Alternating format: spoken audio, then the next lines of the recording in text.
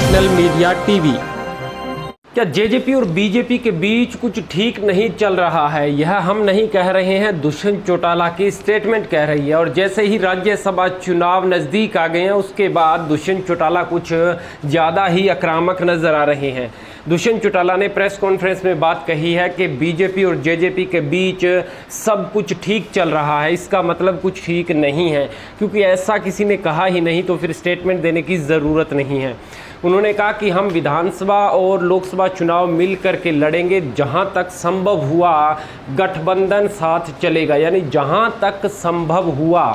दूसरी बात उन्होंने कही है कि राज्यसभा में दुष्यंत चौटाला जो राजनीति के जानकार हैं वो बताते हैं कि अपने पिता डॉक्टर अजय सिंह चौटाला और अपने भाई दिग्विजय सिंह चौटाला में से किसी एक को राज्यसभा में भेजना चाहते हैं, लेकिन भाजपा इस पर शायद ही हामी भरे, क्योंकि बीजेपी के बहुत से ऐसे नेता हैं जो इस लाइन और इस कतार में खड़े हैं और भाजपा ने उनको समय समय पर भरोसा भी दिलवाया था कि आपको राज्यसभा भेज दिया जाएगा।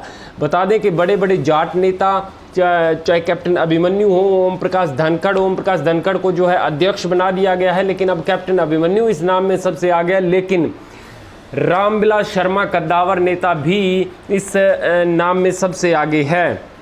यानी कि भाजपा अपनी तरफ से चाहेगी कि बीजेपी का कोई उम्मीदवार जो है वो राज्यसभा में पहुंचे, नेता राज्यसभा में पहुंचे। लेकिन दुष्यंत चौटाला जिस तरह से भूपेंद्र सिंह हुड्डा पुत्र मोह से बाहर नहीं आ पा रहे हैं और कांग्रेस का नुकसान हो रहा है, शायद दुष्यंत चौटाला परिवारवाद से बाहर नहीं निकल पा रहे हैं। लगातार हम देख रहे हैं, चाहे जींद का उपचुनाव हो जहां दिग्विजय सिंह चौटाला को लड़वाया गया था, इलाहाबाद हल्के के उपचुनाव में ज़रूर बातें हुई थी कि शायद दिग्विजय चौटाला फिर से चुनाव लड़ सकते हैं, लेकिन इन वक्त पर दुष्यंत चौटाला ने इनकार कर दिया था कि जेजेपी की तरफ से नहीं लड़ा जाएगा।